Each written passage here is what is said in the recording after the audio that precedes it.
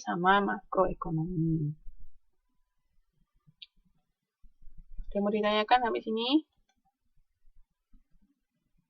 Nah, terus habis itu yang model kedua itu ada ekonomi yang berhubungan dengan perilaku. Jadi di situ gambarnya kalau misalnya nggak kelihatan di PPT bisa dilihat di halaman 9.1. Di situ ada actual economic, di kondisi ekonomi nyata misalnya kayak inflasi, terus income, tingkat pengangguran, hutang, pajak. Jadi itu akan mempengaruhi konsumen melalui proses psikologis yang terjadi. Jadi kondisi aktual ekonominya, jadi keadaan ekonomi konsumen itu seperti apa. Terus itu nanti aktual ekonomi ini akan mempengaruhi psikological proses dari konsumen. Jadi kan misalnya mungkin kalau ya orang yang pendapatannya banyak sama orang yang pendapatannya sedikit kan psychological prosesnya beda-beda kan. Itu akan mempengaruhi psychological proses. Jadi kalau misalnya yang pendapatannya sedikit mungkin cenderung lebih stres, gimana cara memenuhi kebutuhan. Tapi kalau yang pendapatannya banyak mungkin juga stres, tapi gimana cara menghabiskan uang. Ada kali ya orang yang kebanyakan duit bingung ngabisin duit ini mau diapakan. Itu berbeda, jadi tergantung dari kondisi keadaan perekonomian masing-masing konsumen. Itu juga nanti akan mempengaruhi consumer sentiment. Jadi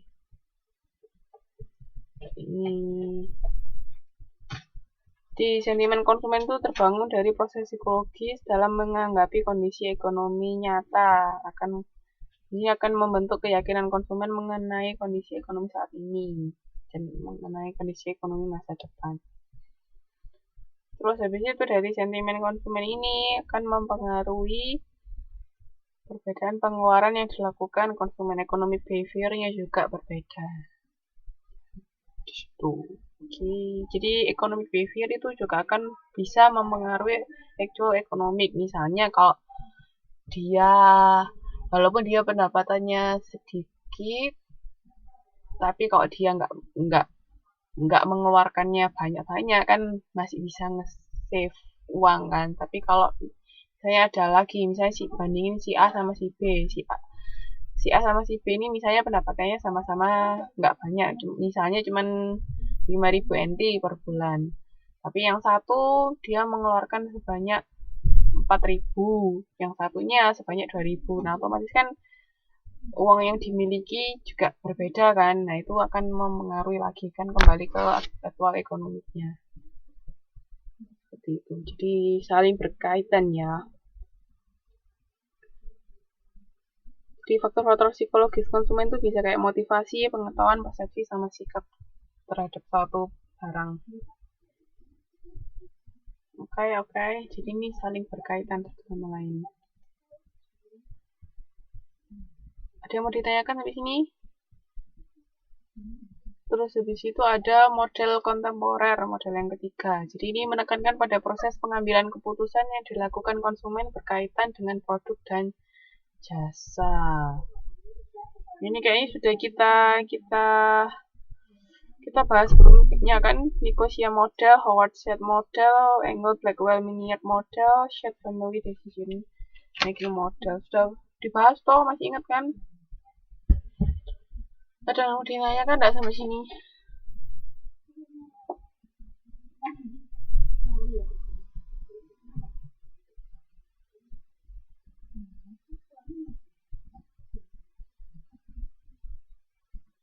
Ada yang mau ditanyakan sampai ini tentang model-model perilaku konsumen?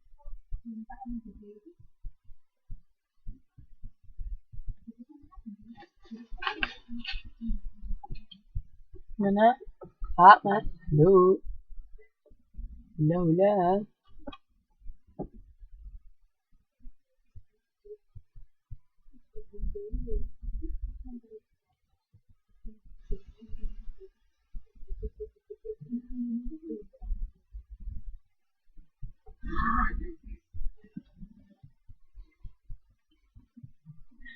ada yang mau ditanyakan?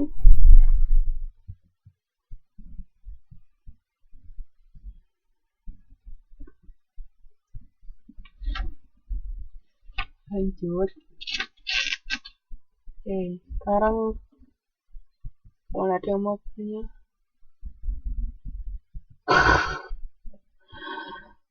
Tergantung, Mbak. Kan tiap-tiap orang kan beda-beda. Ada yang kalau suka nulis mungkin speednya lebih banyak. Walaupun suka nulis, tapi kalau nggak ngerti konsepnya kan nggak tahu juga apa yang mau ditulis. Sebenarnya satu semester bisa kok jadi. Pokoknya itu rutin ngerjainnya.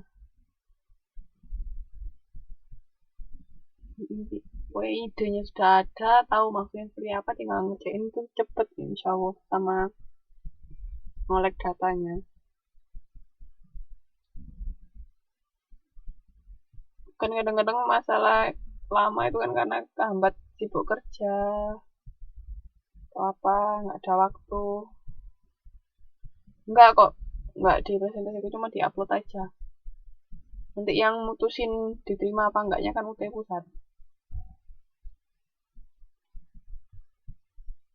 Jadi mendingan kalau memang sekarang ada waktu, bisa dipikirkan dari sekarang. Jadi nanti begitu sudah waktunya karir, tinggal jalan. Saya baca artikel dulu, Mbak. Jadi kan semakin banyak referensi, terus tahu stylenya, cara nulisnya gimana. Sama ya dimulai aja coba nulis. Kalau memang ada waktu.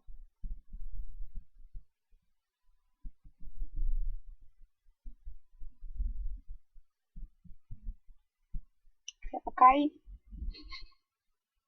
Nah, sekarang kita masuk ke penelitian perilaku konsumen. Nih, alasan untuk mempelajari perilaku konsumen. Untuk membuat seorang pemasar dapat memperkirakan bagaimana seorang konsumen memberikan reaksi terhadap stimuli yang diberikan melalui pesan-pesan iklan. Terus untuk memahami mengapa konsumen membuat keputusan untuk melakukan pembelian. Terus juga kan bisa pengen tahu kebutuhan konsumen sekarang itu apa.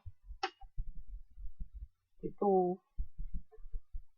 Terus kenapa kok misalnya si konsumen ini milih produknya pesaing, kok nggak milih produk kita, kenapa, itu juga bisa diketahui dari mempelajari perilaku konsumen. Nah, di sini bisa dilihat di halaman 9.22, kalau nggak kelihatan di PPT. Sini langkah-langkahnya ya. Di situ ada menetapkan tujuan penelitian yang pertama, atau misalnya topik juga bisa. Habis itu mengumpulkan data sekunder. Jadi data sekunder itu kan, kok data sekunder? Data itu bisa sekunder sama primer ya. Ini jadi nggak mesti data sekunder. Kok data sekunder itu kita kayak misalnya ngelihat dari buku atau dari artikel. Kalau itu sekunder. Jadi kalau primer itu langsung ke konsumennya.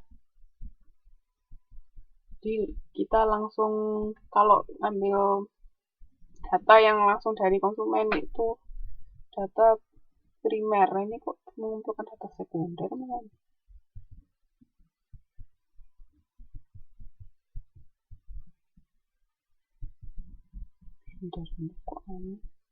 Kalau data sekunder itu ya data-data dari buku, apa dari laporan keuangan perusahaan atau dari annual reportnya. Itu data sekunder.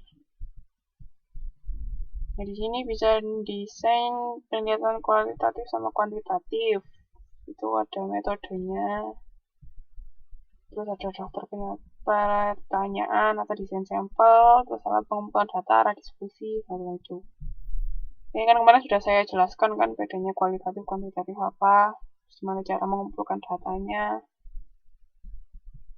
bedanya apa. Kalau kuantitatif itu lebih ke teori testing, tapi kalau kualitatif lebih ke teori building gitu.